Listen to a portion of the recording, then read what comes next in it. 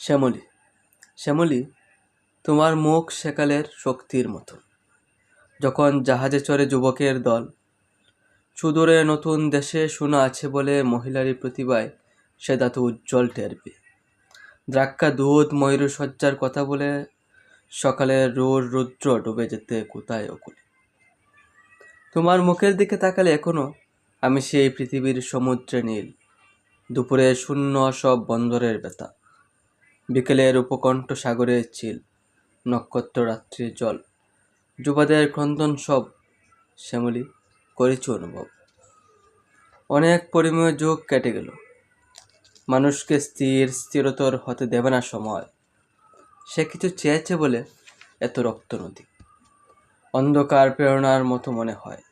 দূর সাগরের শব্দ শতাব্দীর তীরে এসে জোরে, কাল কিছু হয়েছিল, হবে কি শাশ্বত কাল পরে।